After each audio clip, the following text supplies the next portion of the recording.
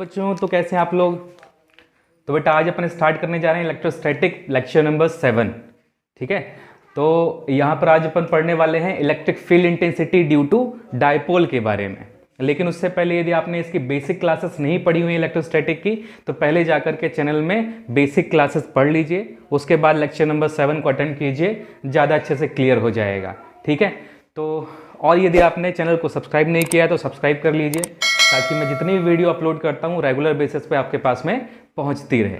ठीक है, तो चलिए स्टार्ट करते हैं electric field intensity due to dipole.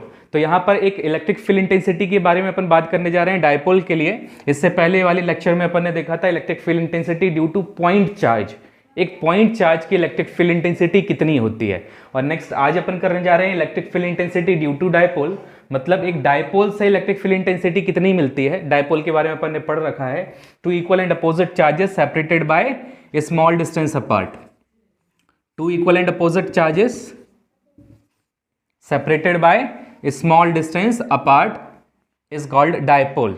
ठीक है, तो डायपोल के बारे में अपन जानते हैं, इक्वल एंड अपोजिट चार्जेस को यदि अपन बहुत ही स्मॉल सेपरेशन पर ला करके रख देते हैं then it is called electric dipole. ठीक है, और इलेक्ट्रिक डायपोल मूवमेंट के बारे में अपन ने पढ़ा था लास्ट लेक्चर में, P equal to Q into 2L। This is electric dipole movement. ठीक है, Q इंटू 2L। तो ये सब लास्ट लेक्चर में देखने के लिए मिल जाएगा आप लोगों को। तो आज अपन यहाँ पर electric field intensity due to dipole के बारे में डिस्कस करने जा रहे हैं, डेरिवेशन करने जा रहे हैं। लेकिन यहाँ पर अपन दो कंडीशंस को स्टडी करने जा रहे हैं। First is axial position and second is equatorial position.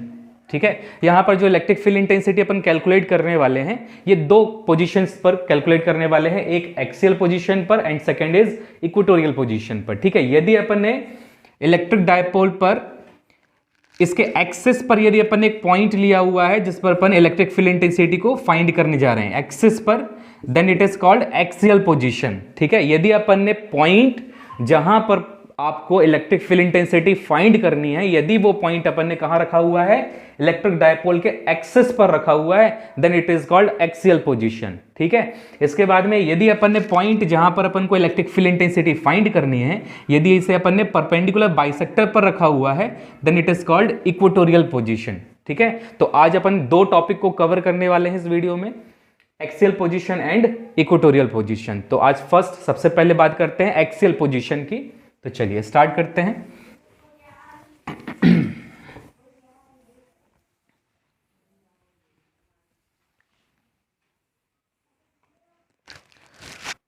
तो सबसे पहला टॉपिक है अपने पास में एक्सियल पोजीशन। इस एक्सियल पोजीशन में अपन करने जा रहे हैं इलेक्ट्रिक फील्ड इंटेंसिटी को कैलकुलेट। ठीक है, लेकिन इससे पहले अपन बात करें एक पॉइंट चार्ज के लिए। अपन ने लास्ट लेक्चर में देखा था एक पॉइंट चार्ज से कितना इलेक्ट्रिक फील्ड होता है।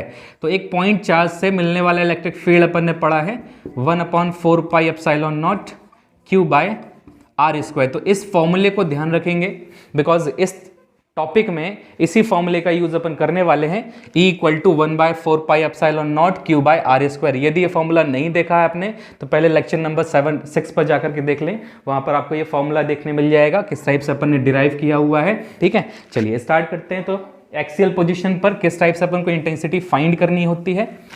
तो सबसे पहले इलेक्ट्रिक डायपोल के बारे में समझते हैं। अपन ने इलेक्ट्रिक डायपोल के बारे में जो पढ़ रखा है, इलेक्ट्रिक डायपोल कैसे बनाते हैं।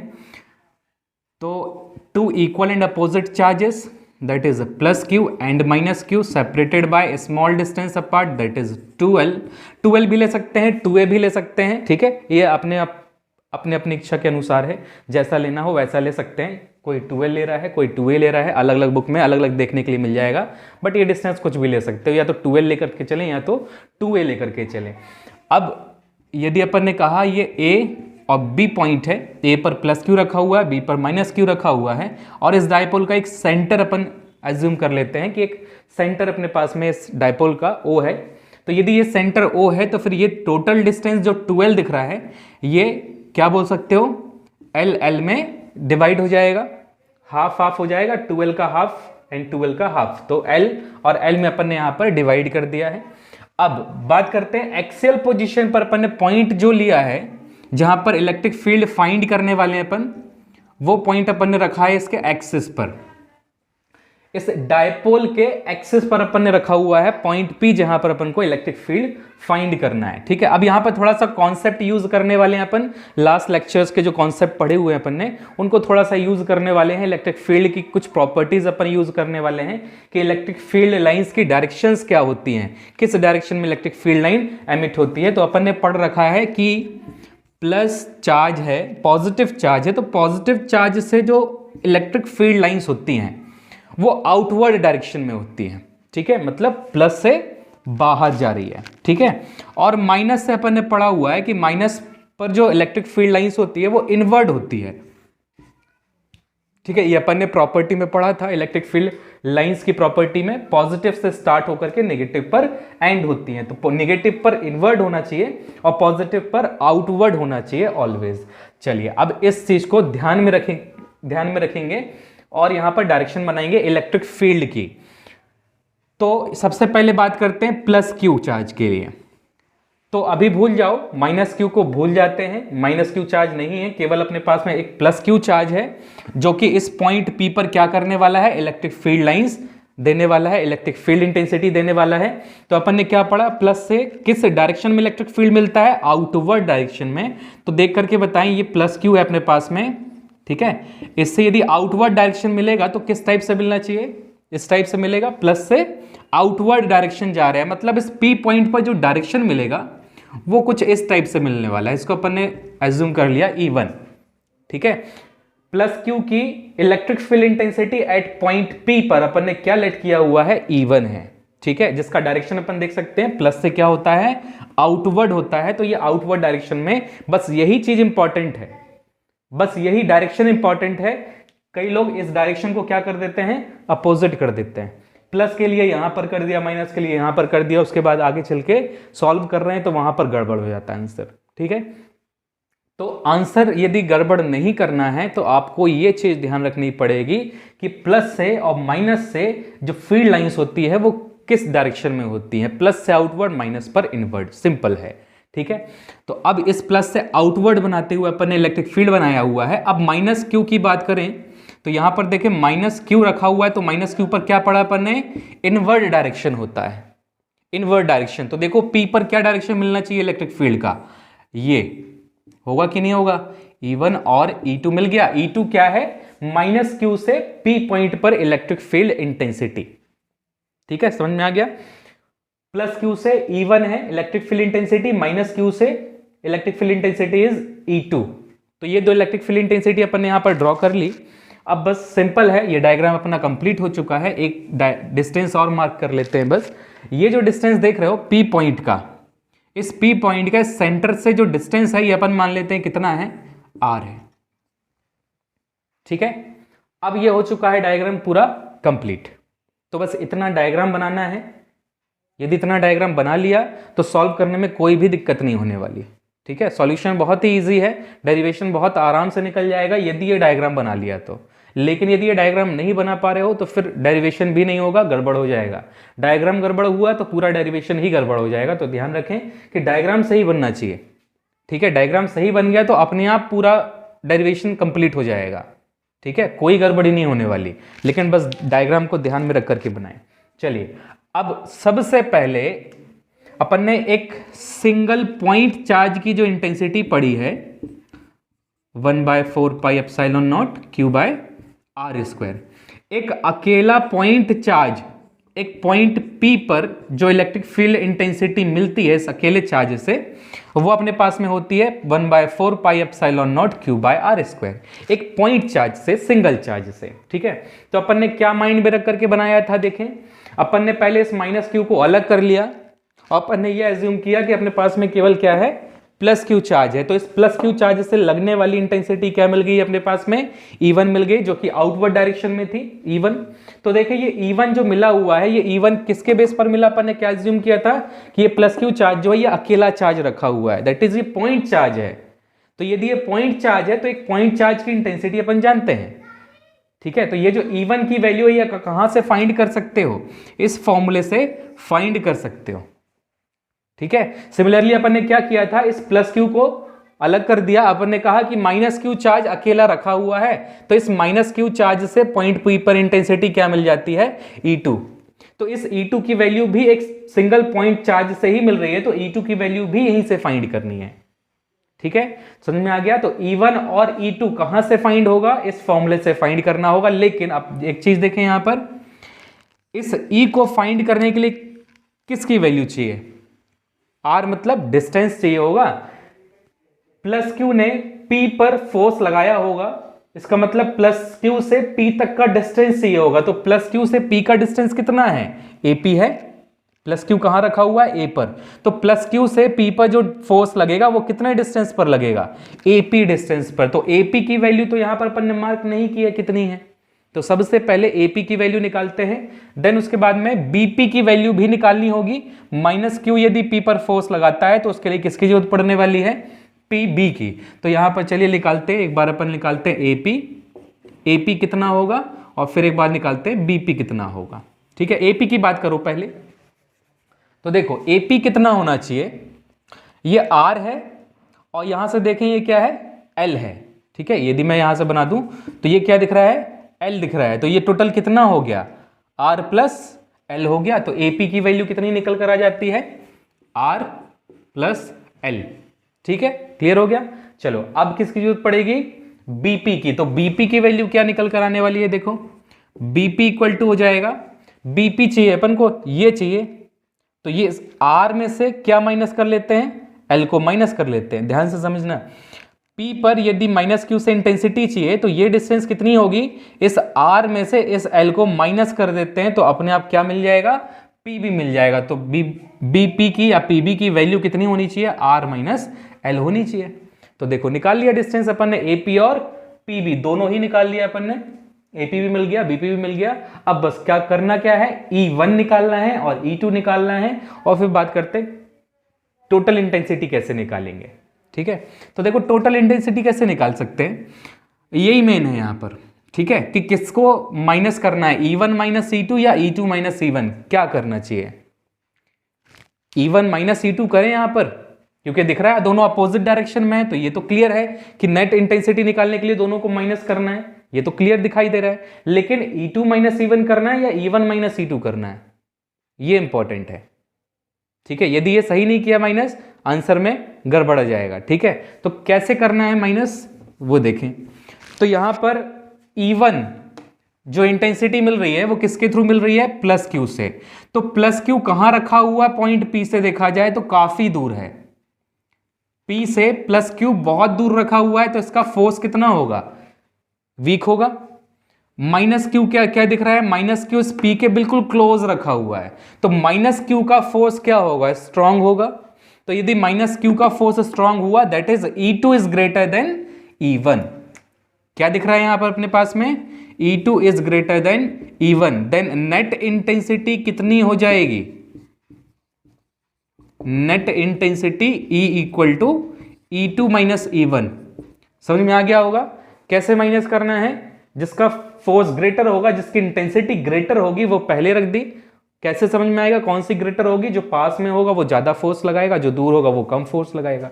ठीक है, तो E2 माइनस E1 कर लिया, क्लियर हो गया। चलिए तो अब क्या करना है, देखें पूरा डेरिवेशन को समझ लेते हैं एक बार कि पूरे डेरिवेशन में करना क्या है, उसके बाद अपन सॉल्व करने बैठते हैं। ठीक है, तो पूरे डेरिवेशन में क्या करना है, E1 की वैल्यू निकालनी है, E2 की वैल्यू निकालनी है, और लास्ट क्या करना है, नेट इंटेंसिटी में ले जाकर के पुट कर देना है, net intensity equal to E2 minus E1।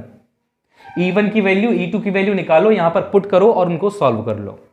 ठीक है, उसके बाद मैथ्स है, दोनों को वैल्यू रख लिए ना, वैल्यू रखने के बाद में अब कुछ नहीं करना है, बस मैथ्स में जैसे सॉल्व करते हैं वैसे सॉल्व करते चले जाओ, दोनों को एलसीएम लेकर के जो कुछ करना है देखते हैं अपन क्या कर सकते हैं।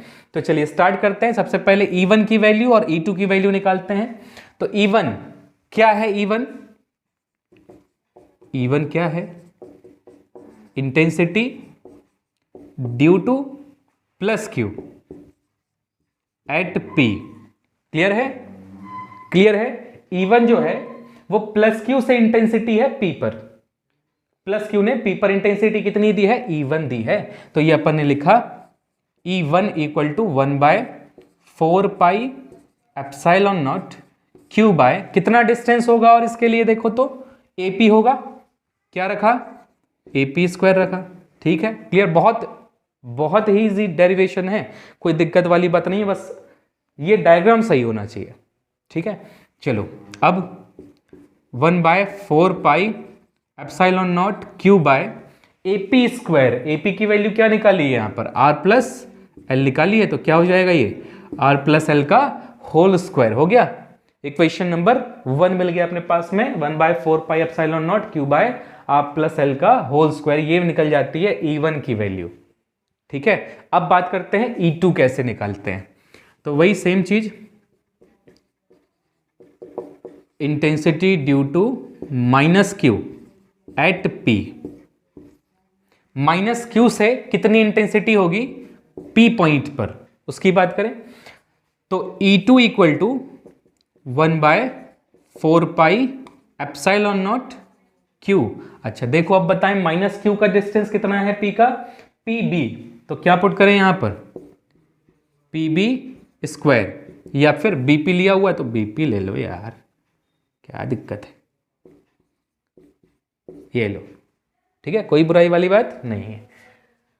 Q बाय BP स्क्वायर, तो 1/4 pi epsilon naught Q, Q तो भैया Q है, BP की वैल्यू कितनी निकाली है, R-L निकाली है, तो R-L का होल स्क्वायर रख दो, इक्वेशन नंबर 2 और इक्वेशन नंबर 1 हो गया। E1 भी निकाल लिया और E2 भी निकाल लिया, हो गया सिंपल। कुछ करना था, कुछ भी नहीं करना पड़ा, बस डिस्टेंस उठा करके रख दिया, इतना सा काम है। तो E1 निकाला, E2 निकाला, ले जाकर के यहां पुट करते हैं नेट इंटेंसिटी में। तो net intensity due to dipole, net intensity due to dipole, अभी तक अपन ने नेट इंटेंसिटी नहीं निकाली है, अपन ने इंडिविजुअल इंटेंसिटी निकाली है। इंडिविजुअल इंटेंसिटी मतलब E1 जो है वो +Q की इंटेंसिटी है, E2 जो है वो -Q की इंटेंसिटी है। अब अपन निकालने जा रहे हैं net intensity due to dipole. तो कंप्लीट डायपोल की इंटेंसिटी क्या है, उसके लिए अपन ने कहा कि E इक्वल टू होता है E2 - E1। वैल्यू रख देते हैं, दोनों की वैल्यू रखो, 1/4 पाई एप्सिलॉन नॉट और Q बाय कितना कितना कितना कितना, ये है R+L का स्क्वायर माइनस, यही है ना, E2 की वैल्यू रखनी थी ना यहां पर, E2 ओके, ये हो गया E2 R-L square. E1 1/4 pi epsilon naught Q by कितना R+L का होल स्क्वायर। क्लियर हो गया, ठीक है। चलो अब रखते हैं, क्या कर सकते हैं इसमें, वैल्यू रख ली, सब कुछ कर लिया, अब मैथ्स का सवाल आ जाता है अपने पास, क्या किया जाए। तो कॉमन है कुछ यहां पर, Q कॉमन दिखाई दे रहा है, 1/4 पाई एप्सिलॉन नॉट कॉमन दिखाई दे रहा है, चलो निकालो, Q निकाल लो, 1/4 पाई एप्सिलॉन नॉट कॉमन निकाल लो, क्या बचेगा यहां पर, यहां बचेगा अपने पास में 1/R-L का होल स्क्वायर माइनस 1/R+L का होल स्क्वायर। ठीक है, ओके। चलिए अब क्या कर सकते हैं, अब कर सकते हैं यहां पर अपन एलसीएम। ठीक है, इन दोनों का एलसीएम ले लो और सॉल्व करो। तो चलिए सॉल्व करते हैं। तो क्या कॉमन है, वैसे रहने दो, Q/4 पाई एप्सिलॉन नॉट। चलिए एलसीएम लेते हैं। ठीक है, एलसीएम लेते हैं तो ये क्रॉस चला गया, R+L का होल स्क्वायर माइनस R-L का होल स्क्वायर। ठीक है, ओहो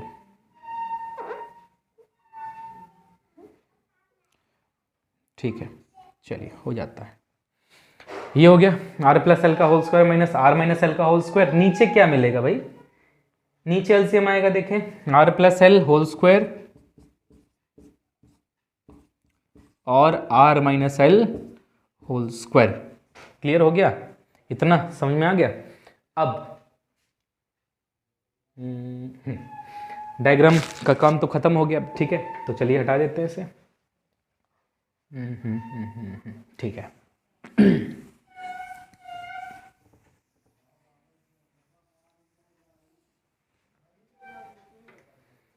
चलिए तो भाई Q by 4 pi epsilon naught ये रखा। यहाँ पर क्या करें, देखिए ए प्लस बी का होल स्क्वायर लगा सकते हैं, यहाँ पर ए माइनस बी का होल स्क्वायर लगा सकते हैं, लगा दें यहाँ पर ए प्लस बी का होल स्क्वायर, सिंपल, ठीक है। तो कितना हो जाएगा, A square plus B square plus 2ab हो गया, A square plus B square plus 2ab। अब ये माइनस लगा हुआ है, माइनस, तो यहां पर a माइनस बी का होल स्क्वायर लगाएं, लेकिन बाहर जो माइनस है इस माइनस को अंदर इंटू करते भी जाएं, तो a स्क्वायर माइनस में प्लस बी स्क्वायर माइनस में माइनस 2ab माइनस में तो प्लस हो जाएगा 2ab, ठीक है। अपॉन नीचे क्या है, नीचे क्या है, नीचे अपने पास में a प्लस बी का स्क्वायर a माइनस बी का स्क्वायर। अभी यहां पर देखें a plus B a minus B, a plus B a minus B कितना होता है, a square minus B square होता है। अब ये होल स्क्वायर लगाए तो कौन लगाएगा भाई, ये लगाओ, ठीक है, लग गया। चलिए अब देखते हैं क्या खत्म हो रहा है यहाँ पर, क्या मर जाएगा, आर स्क्वायर मर गया भाई, एल स्क्वायर भी मर गया, क्या बचा 2rl, 2rl टोटल कितना हुआ 4rl, 4rl अपॉन कितना R square minus L square का होल स्क्वायर, ये निकल कर आ रही है अपने पास में। अभी नेट इंटेंसिटी और सॉल्व करते हैं, अभी और सॉल्व करते हैं, तो देखें क्यों लिया, और ये जो 4 है इस 4 को मैंने स्प्लिट कर दिया 2 इंटू 2 करके, ठीक है, 2 इंटू 2 में इस टाइप से लिख लिया। कोई दिक्कत है क्या, कोई दिक्कत नहीं है, देखो 2 इंटू 2 लिखा, ये 2 इंटू 2 तो है ना अपने पास में, एल को लिख लिया आगे, आर को कर दिया पीछे, उसको कोई दिक्कत वाली बात नहीं है। चलो अब नीचे क्या बच रहा है, 4 pi epsilon naught R square minus L square का होल स्क्वायर बच रहा है। अब याद करो लास्ट लेक्चर में अपन ने पढ़ा था इलेक्ट्रिक डायपोल मोमेंट के बारे में, ठीक है, इलेक्ट्रिक डायपोल मोमेंट के बारे में, P equal to Q into 2L, तो ये दिख रहा है Q इंटू 2L कितना हो जाएगा, ये P 2R वैसे ही रखा, 4 pi epsilon naught R square minus L square का होल स्क्वायर वैसे ही रखा, कुछ नहीं किया, इतना यहां तक पहुंच गए, क्लियर है। चलो अब देखो क्या, तो देखो अब अपन ने पढ़ा इलेक्ट्रिक डायपोल के बारे में, 2 equal and opposite charges separated by small distance, very small distance apart, small भी नहीं वेरी स्मॉल डिस्टेंस अपार्ट, ठीक है, 2 equal and opposite charges separated bye very small distance apart is called electric dipole. तो ये जो 2L distance दिख रहा है इस डायपोल का, दोनों चार्जेस के बीच का जो 2L डिस्टेंस दिख रहा है, ये वेरी स्मॉल डिस्टेंस है, बहुत ही स्मॉल डिस्टेंस है, ठीक है। तो यदि इस स्मॉल डिस्टेंस को यदि मैं हाफ कर देता हूं, ये लो हाफ कर दिया, एक बहुत ज्यादा स्मॉल अमाउंट है, बहुत स्मॉल वैल्यू है, उसको और स्मॉल कर दो, क्या होगा, लगभग नेग्लिजिबल हो जाएगा। पहले ही से एक ऐसी वैल्यू है जो ना के बराबर है और उसको भी आधा कर दो, वो तो नेग्लिजिबल हो गया, ठीक है। तो यदि अपन बात करें यहां पर L की, तो सोचो ये L कितना छोटा होगा, यदि 2L वेरी स्मॉल है, यदि 2L distance very small distance है तो L कितना स्मॉल डिस्टेंस होगा, फिर उसका आधा कितना होगा, सोचो। अब यदि L और ज्यादा स्मॉल वैल्यू है तो उसका स्क्वायर कितना स्मॉल होगा, ठीक है, उसका स्क्वायर कितना स्मॉल हो गया, क्लियर हो गया। तो यहां पर जो L स्क्वायर है, इस L स्क्वायर को सिंपल क्या कर सकते हो, नेग्लिजिबल कर दो उठा के, ज्यादा बात नहीं करेंगे इस पर अपन। L स्क्वायर को डायरेक्टली क्या कर दिया अपन ने, उठा करके नेग्लिजिबल कर दिया, तो क्या बचेगा, P into 2R divide by 4 pi epsilon not, L square को नेग्लिजिबल कर दो, क्या बचा आर स्क्वायर की पावर 2 कितना हो गया, आर की पावर 4, एक आर से एक आर मर गया, क्या बचा, फाइनली क्या बचा, फाइनल बच रहा है 2p upon 4 pi epsilon naught R की पावर 3। ठीक है, तो ये था अपने पास में electric field intensity due to dipole in axial position. Clear हो गया डेरिवेशन, देख लीजिए फटाक से एक बार नजर मारिए। ठीक है, यहां पर क्या लिखा हुआ है, equal to 2p upon 4 pi epsilon naught R cube. ठीक है, अगर नहीं दिख रहा होगा तो यहां पर 2p अपॉन आर क्यूब लिख लेंगे सभी। चलिए, तो ये था अपने पास में एक्सियल पोजीशन के लिए डेरिवेशन, सिंपल डेरिवेशन है, कोई दिक्कत नहीं है। E1 निकालें, E2 निकालें, माइनस कर दो उठा करके, फाइनल डेरिवेशन निकल कर आ जाएगा इलेक्ट्रिक फील्ड इंटेंसिटी के लिए। ठीक है, चलो अब बात करते हैं, ये जो अपन ने हो गया हटा दें। चलो अब देखो यहां पर कि इलेक्ट्रिक फील्ड इंटेंसिटी जो अपन ने फाइंड किया अभी एक्सियल पोजीशन के लिए। ठीक है, अभी जो अपन ने इलेक्ट्रिक फील्ड इंटेंसिटी फाइंड किया है एक्सियल पोजीशन के लिए, ये जो किया ये कितनी, equal to 1/4 pi epsilon naught 2p upon R cube. ठीक है ना, ये आ रही है अपनी एक्सियल पोजीशन की इंटेंसिटी। अब यदि इसको अपन वेक्टर फॉर्म में रिप्रेजेंट करना चाहते हैं, जैसे अपन ने हर चीज वेक्टर में किया हुआ है ना, अपन ने कूलम्स फोर्स निकाला था, पहले उसका मैग्नीट्यूड निकाला, फिर उसको कन्वर्ट किया किसमें, वेक्टर फॉर्म में। वैसे ही यदि अपन यहाँ पर इलेक्ट्रिक फील्ड इंटेंसिटी की बात करें तो अभी अपन ने निकाला मैग्नीट्यूड, अब अपन डायरेक्शन की भी बात करते हैं, इसका डायरेक्शन क्या होगा। तो अपन ने एक डायरेक्शन पढ़ा था डायपोल मूवमेंट का, ये प्लस क्यू माइनस क्यू है देखो। ठीक है, अब अभी जो अपन ने डायग्राम बनाया था उसको थोड़ा सा और समझें। इस माइनस की इंटेंसिटी क्या है, E2 है, इस प्लस क्यू की इंटेंसिटी क्या है, E1 है। ठीक है, ये बनाया था अपन ने, माइनस क्यू की इंटेंसिटी यहां, प्लस क्यू की इंटेंसिटी यहां पर है। इनमें से ग्रेटर कौन सा है, E2 ग्रेटर देन E1 है। मतलब नेट इंटेंसिटी की जो डायरेक्शन मिलेगी वो क्या होनी चाहिए, E2 के डायरेक्शन में होगा, बिकॉज E2 बड़ा है ना, E2 की वैल्यू बड़ी है, तो नेट इंटेंसिटी की डायरेक्शन कहां मिलेगी, E2 के डायरेक्शन में ही मिलेगी कि नहीं मिलेगी, मिलेगी। ठीक है, ये क्लियर हो गया, नेट इंटेंसिटी की डायरेक्शन यहां मिल रही है। लेकिन रिप्रेजेंट कैसे किया जाए, तो अपन ने इलेक्ट्रिक डायपोल मूवमेंट पढ़ा था, इलेक्ट्रिक डायपोल मूवमेंट पढ़ा था, उस इलेक्ट्रिक डायपोल मूवमेंट की डायरेक्शन के बारे में बात करें तो क्या होगी, इस इलेक्ट्रिक डायपोल मूवमेंट की direction minus Q to plus Q.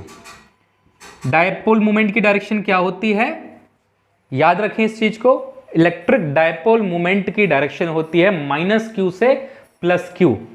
ठीक है, माइनस से प्लस क्यू के डायरेक्शन में डायपोल मूवमेंट होता है। क्लियर हो गया। अब देखो जरा यहां पर इलेक्ट्रिक फील्ड इंटेंसिटी की direction, net electric field intensity की डायरेक्शन जो अपन ने फाइंड की है किस डायरेक्शन में दिख रही है, किस डायरेक्शन में दिख रही है, डायपोल मूवमेंट के डायरेक्शन में दिख रही है। इसका मतलब इस इलेक्ट्रिक फील्ड इंटेंसिटी डायरेक्शन को अपन डायपोल मूवमेंट की डायरेक्शन से रिप्रेजेंट कर सकते हैं। जो डायपोल मूवमेंट का डायरेक्शन होगा वही नेट इंटेंसिटी की डायरेक्शन होगी। क्लियर हो गया, जो डायपोल मूवमेंट का डायरेक्शन वही नेट फील्ड की डायरेक्शन। तो यहां पर डायरेक्शन कैसे रिप्रेजेंट करते हैं, कैसे रिप्रेजेंट करते हैं डायरेक्शन, पढ़ा अपन ने यूनिट वेक्टर से, यूनिट वेक्टर से रिप्रेजेंट करते हैं। तो यहां पर रिप्रेजेंट करते हैं अपन यूनिट वेक्टर से पी कैप। किस डायरेक्शन में है इलेक्ट्रिक फील्ड, किस डायरेक्शन में है, डायपोल मूवमेंट के डायरेक्शन में है, तो क्या लगा दिया यहां पर डायरेक्शन पी कैप लगा दिया, मतलब यूनिट वेक्टर। तो ये आ जाता है अपना वेक्टर फॉर्म में एक्सियल पोजीशन की इलेक्ट्रिक फील्ड इंटेंसिटी। ठीक, क्लियर हो गया। तो ये था बेटा अपने पास में electric field intensity due to dipole in axial position.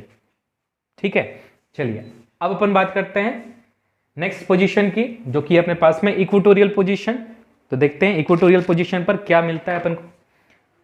हटा दें इसे, हो गया क्लियर। चलो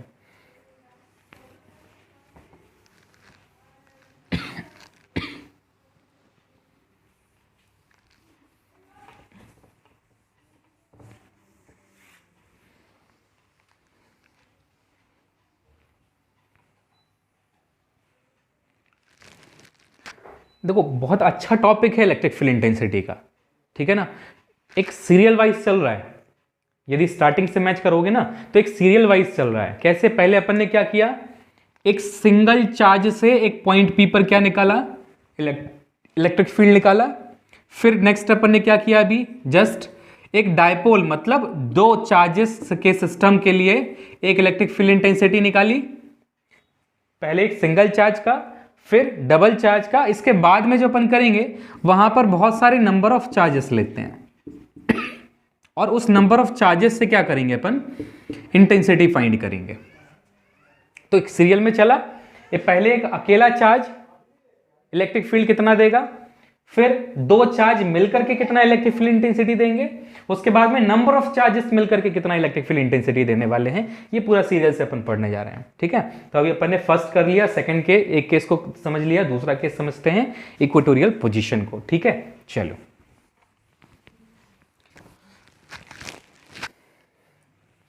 तो नेक्स्ट है अपने पास में इक्वेटोरियल पोजीशन।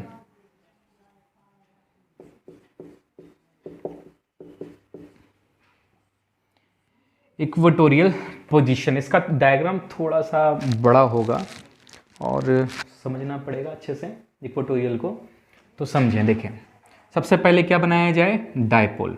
तो चलो भैया डायपोल बनाते हैं। ये बन गया डायपोल, ठीक। ये अपने पास में प्लस क्यू, ये minus Q charge, plus Q and minus Q. कहाँ पर पॉइंट रखते हैं इक्वेटोरियल पोजीशन पर, परपेंडिकुलर बाइसेक्टर पर। तो ये एक सेंटर पॉइंट ले लिया अपन ने O। ये डिस्टेंस अपन जानते हैं कितना होता है, 2L। यदि ये पूरा 2L है तो ये क्या होगा, L होगा, ठीक है। चलो इतना कर लिया। ये P पॉइंट है तो इस P पॉइंट का डिस्टेंस अपन क्या लेते हैं, हमेशा R लेते हैं O से। तो O से P का डिस्टेंस कितना हो गया, R हो गया। क्लियर हो गया, ठीक है। अब फिर से वही चीज, पुराना कॉन्सेप्ट, प्लस क्यू से आउटवर्ड डायरेक्शन, माइनस क्यू से इनवर्ड डायरेक्शन, ठीक है। प्लस क्यू से आउटवर्ड डायरेक्शन, माइनस क्यू से इनवर्ड डायरेक्शन। तो यहां पर प्लस क्यू से P पर जो इंटेंसिटी मिलेगी वो मिलेगी आउटवर्ड डायरेक्शन में, ठीक है। प्लस क्यू से देख रहे हो आउटवर्ड जा रही है, ठीक है, ठीक है। तो ये इंटेंसिटी अपन ने मान ली E1 है। प्लस क्यू से आउटवर्ड डायरेक्शन में इंटेंसिटी मिल गई P पर, जो कि आउटवर्ड डायरेक्शन में है, ठीक है। अब बात करते हैं माइनस क्यू से इस P पर जो इंटेंसिटी मिलेगी वो किस डायरेक्शन में मिलेगी। तो अपन ने पढ़ा माइनस से किस डायरेक्शन में मिलती है इंटेंसिटी, इनवर्ड डायरेक्शन में, ठीक है। माइनस क्यू से इनवर्ड डायरेक्शन में, तो क्या होगा, ये E2 हो गया। तो E1 निकाल लिया और E2 भी निकाल लिया अपन ने। E1 इंटेंसिटी मिल गई, E2 इंटेंसिटी मिल गई। अब एक काम करो, यहाँ पर ये थीटा मान लेते हैं तो ये भी थीटा होगा, ठीक है। दोनों थीटा हो जाएंगे, ठीक है। अब यहां से एक हॉरिजॉन्टल लाइन बनाएं, तो अब ये दोनों थीटा हैं तो फिर ये दोनों भी थीटा होंगे, corresponding angle and alternate angle, ठीक है। यदि दोनों थीटा हैं तो ये दोनों भी थीटा होने चाहिए, ठीक है। अब देखो अपन ने क्या पढ़ा था, अपन ने पढ़ा था कि इसकी भी वेक्टर में यदि वो वेक्टर थीटा एंगल पर इंक्लाइंड है तो उसके दो कंपोनेंट मिलते हैं, दो कंपोनेंट रिजॉल्व कर सकते हैं अपन इस टाइप से।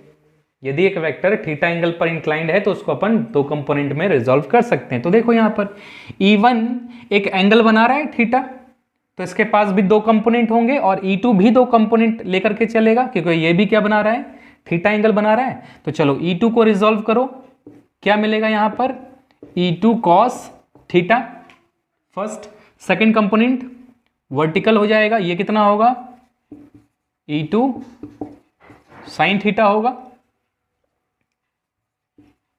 ठीक है। E2 cos theta, E2 sin theta.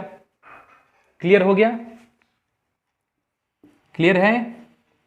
चलो अब देखो सिमिलरली E1 के भी दो कंपोनेंट मिलने चाहिए, E1 sin theta and E1 cos theta. तो यहां पर एक कंपोनेंट लिया अपन ने, इसको अपन ने क्या कहा, E1 cos थीटा। एक कंपोनेंट यहां पर जाएगा, इसको क्या कहोगे, E1 sin थीटा। तो E1 के भी दो कंपोनेंट मिल गए, E1 cos theta and E1 sin theta.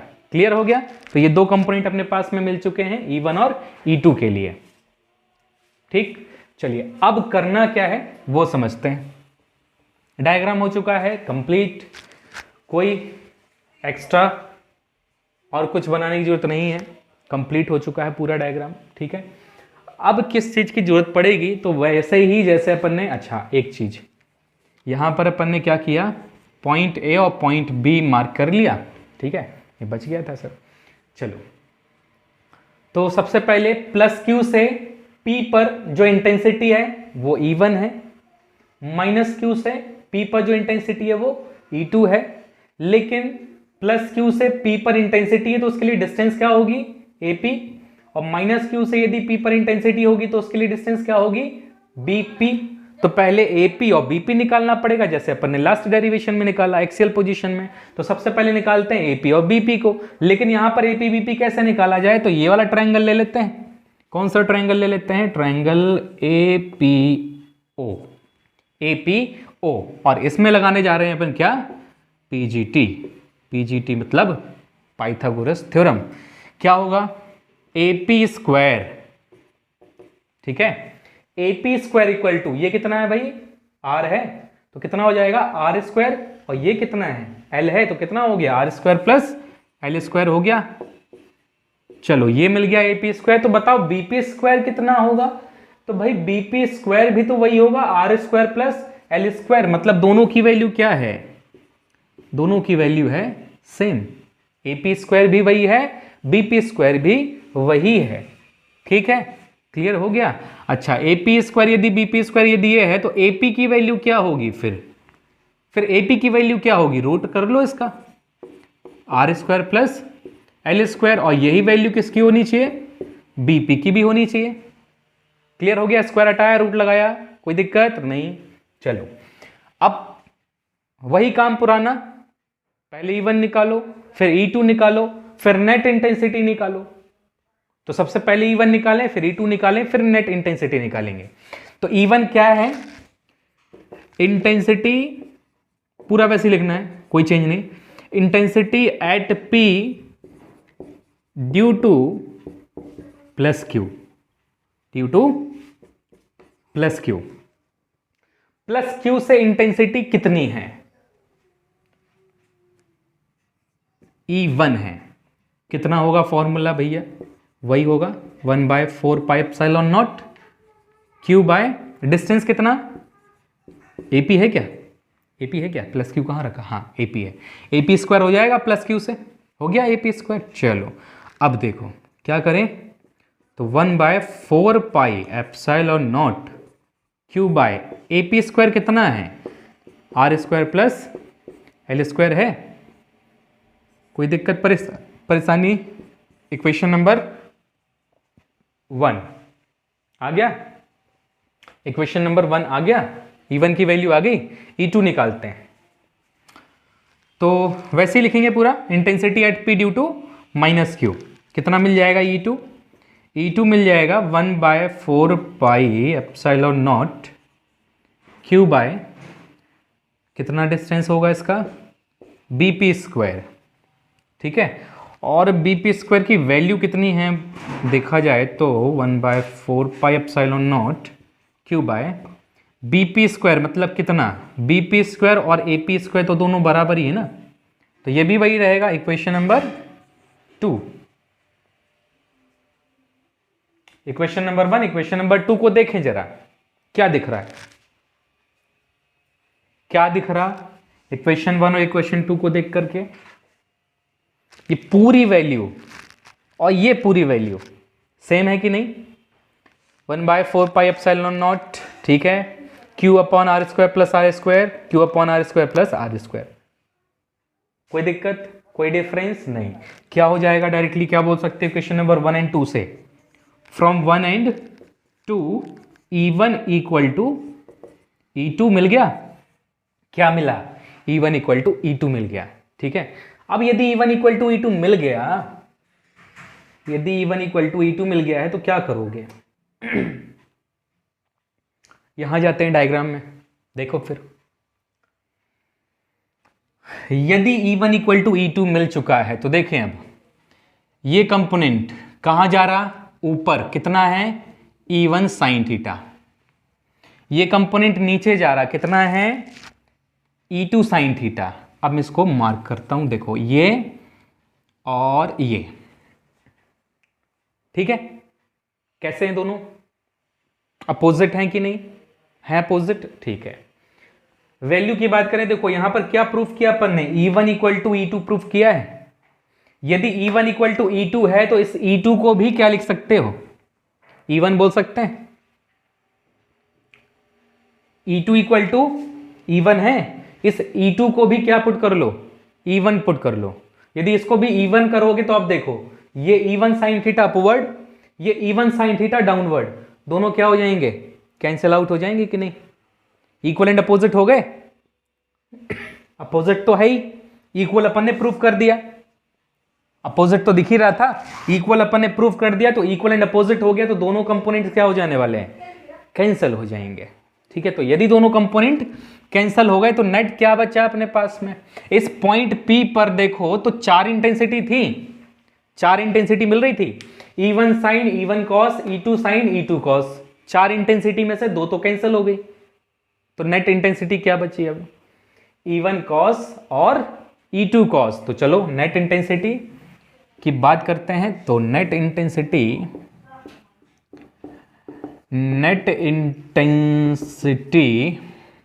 Eight P due to dipole, complete dipole के लिए जो इंटेंसिटी है वो कितनी आ रही है, तो E इक्वल टू हो जाएगा net intensity equal to E1 cos plus E1 cos, total कितना हो जाएगा E1 cos plus E1 cos 2E1 cos theta, ठीक है। नेट इंटेंसिटी कितनी मिल रही है 2E1 कॉस थीटा। चलो अब 2 तो ठीक है, E1 की वैल्यू क्या है अपने पास में, निकाली है ना अभी अपन ने, कितनी आई है, ये आई है E1 की value 1/4 pi epsilon naught Q by R square plus L square, ये रख दिया। ये पूरी किसकी वैल्यू है, E1 की वैल्यू है।